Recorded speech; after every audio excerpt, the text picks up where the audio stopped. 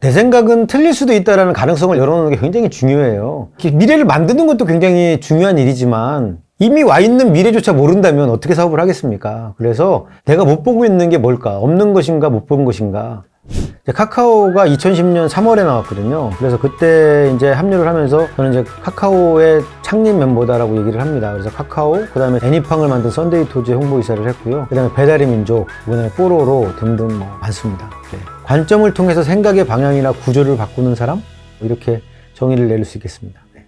보통 제가 하는 일을 일반적인 업계에서는 뭐 홍보이사, 마케팅이사, 좋게 얘기하면 MPR, 마케팅 PR 이런 쪽 여러 가지로 이야기를 해요. 네, 그거는 세상이 그 직업에 붙인 이름이고요. 제 이 일을, 제 직업을 다르게 한번 봤으면 어떻게 표현할 수 있을까라는 생각을 한번 해봤어요. 제가 기자라는 직업을 11년을 했는데 거기에는 이제 일본 표현이 좋지는 않지만 야마를 잡는다는 얘기를 해요. 그러니까 이게 기사거리가 되느냐 안 되느냐를 11년을 트레이닝 받은 거죠. 그래서 야, 결국은 홍보나 마케팅도 관점 가지고 싸움을 하는 거네 라는 생각이 들었어요. 그래서 한번 홍보나 마케팅을 하지 말고 관점을 디자인해 볼까? 보는 방법을 바꾸면 인식이 바뀌고 생각이 바뀌는구나 이걸 깨닫고 나서 제 직업을 관점 디자이너라는 타이틀을 제가 창직을 했어요. 카카오톡 같은 경우는 대부분 많은 회사들이 메신저라고 그랬어요. 모바일 메신저. 근데 한번 여쭤볼게요. 메신저가 우리 옛날에 썼었죠. PC 시절에도. 뭐 MSN도 있었고 네이톤도 있었고 수많은 뭐 아이들이 쓰는 버디버디라는 메신저도 있었는데 한번 이 질문을 드려볼게요. 그럼 메신저 쓰면서 고맙다는 생각 드신 적 있으세요?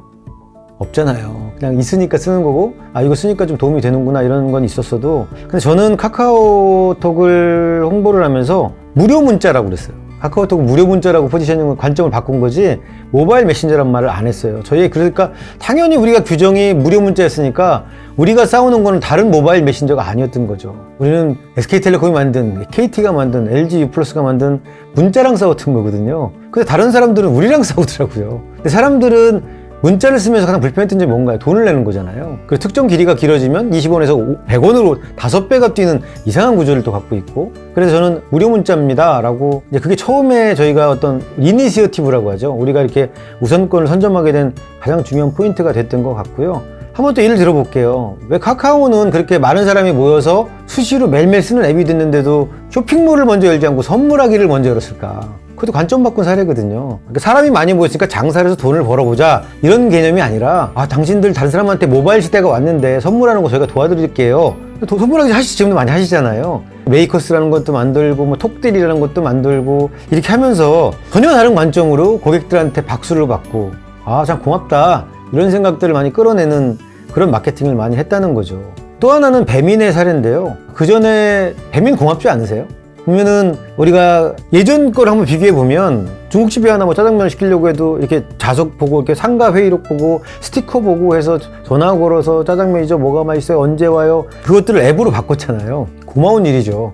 사람들의 평판도 들을 수 있고 그런 것도 일상이 됐잖아요. 저는 많은 사람들의 습관을 바꾸고 고맙게 느끼는 서비스들이 성장한다고 생각을 해요. 그래서 지금 우리나라에서 성장한 대부분의 플랫폼 기업들을 보면요 뭔가의 습관을 바꿨다는 거죠.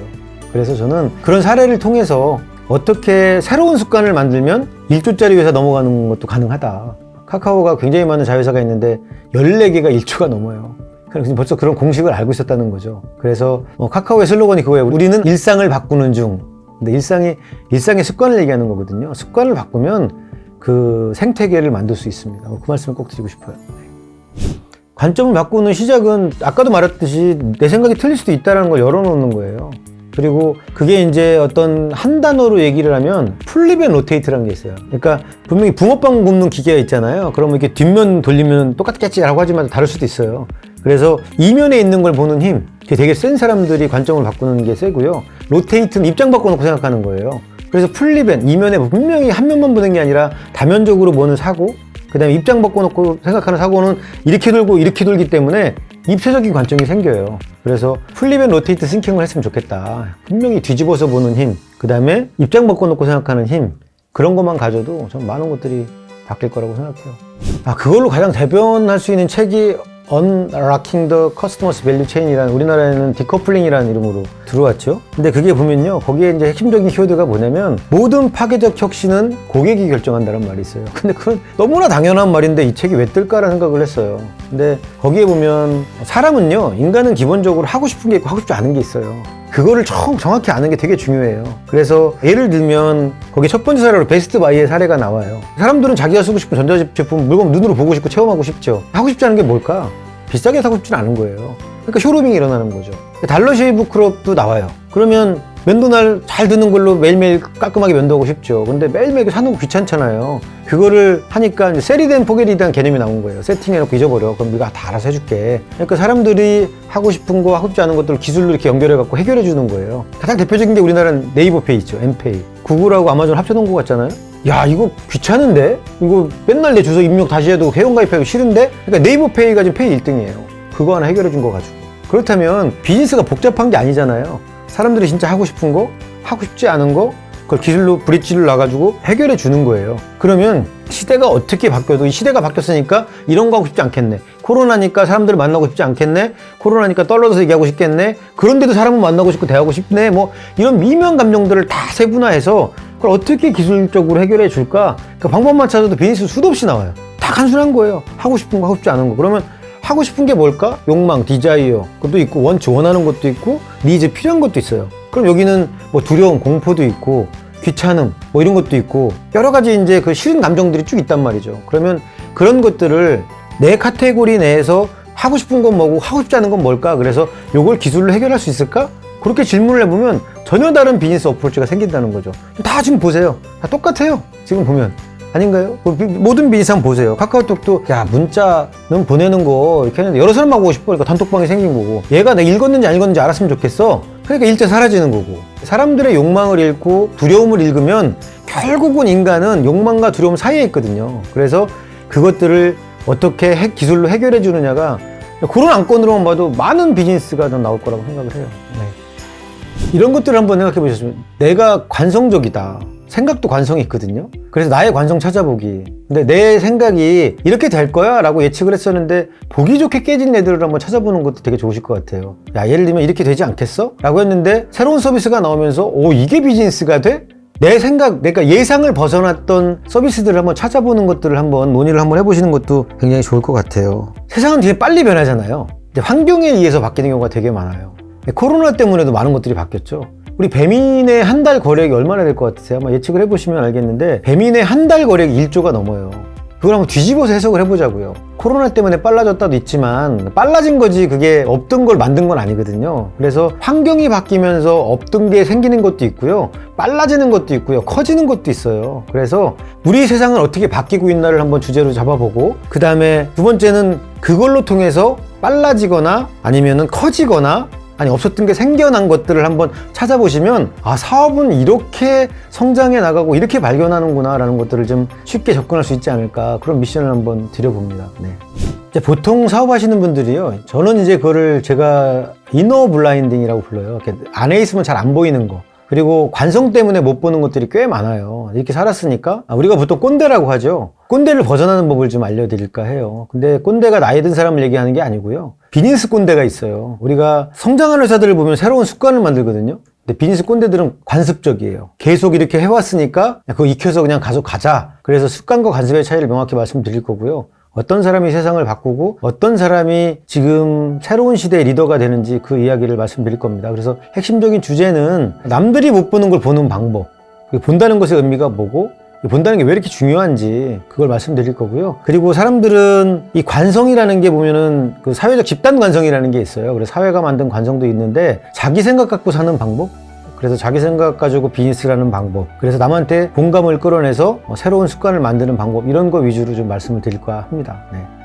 그 인맥이라고 하죠. 많은 분들이 착각하시는 게 뭐냐면 인맥의 정의를 한번 다시 내려보세요. 인맥이 뭐예요?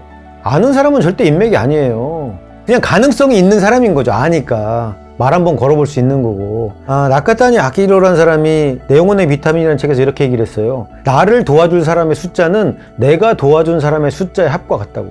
자기는 한 번도 도와준 적이 없어요. 좋은 영향력 끼쳐본 적도 없어요. 인맥일까요?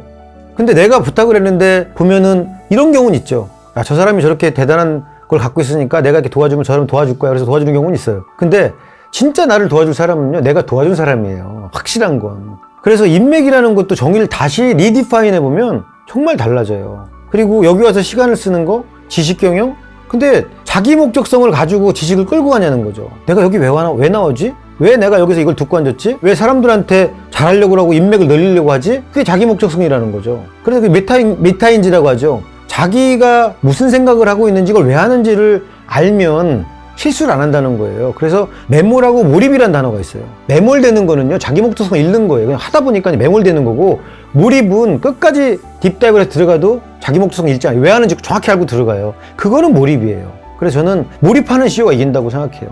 왜 이 일을 하는지 알고 잊어버리지 않고 계속하는 거니까. 사이먼 시넥이 쓴 Start with Why. 내가 성공한 사람들 다 봤더니 골든서클 얘기하잖아요, 그 사람이. 근데 정확히 잊어버리지 않는 게 이 일을 왜 하는지 알고 하는 거. 또 우스갯소리로 제가 그런 얘기 하는데, 어떤 사람은 그런 사람들이 있어요. 초상집 가서 막 연락이 울다가 누가 죽었냐고 물어봐요. 그 조문을 간 걸까요? 안 간 걸까요? 막 울다가 우리 아버님을 아세요? 그랬더니 근데 누가 돌아가신 거예요? 그런 어이없는 경우가 되게 많다는 거예요. 왜 이 일을 하는가? 나는 왜 이 가인지 클럽에 와서 사람들과 사귀려고 하는가? 나는 왜 여기서 지금 공부를 하고 있는가를 자기 목적성을 잃어버리면 그냥 그거는 나 스스로 위안받기 위해서 하는 거예요. 그냥 나 공부하고 있다. 나 사람들하고 열심히 하고 있어. 나 열심히 살고 있지라고 느끼려고 하는 거지, 실제적으로 이피션시, 효율성은 없어요. 목적을 똑똑히 하고 잊지 않고 행동을 하는 것은 굉장히 중요한 것 같아요. 그래서 너 인맥이 많니? 라고 물어봤을 때 그렇게 아주 우스갯소리로 그런 얘기를 해요. 지금 당장 전화 걸어갖고 1,000만 원만 빌려달라고 그래서 몇 명이 너한테 1,000만 원 빌려주는지 한번 보라고. 그럼요, 한 7명은 그다음부터 전화 안 받을걸요, 당분간? 뭐 그런 경우도 많이 봤어요. 그래서 저는 좀 다시 한번 재정의 내렸으면 좋겠다. 인맥이라는 게 무엇일까? 공부라는 게 무엇일까? 나는 왜 여기서 이 짓을 하고 있는가라는 것에 대해서 명확히 인지하면서 이 일을 했으면 좋겠어요. 제가 경영자분들한테 그 말씀 꼭 드리고 싶었어요. 그거 알고 일하면요, 종업원도 일 잘하고 구성원들도 일 잘하고 대표님도 일 잘하실 수 있어요.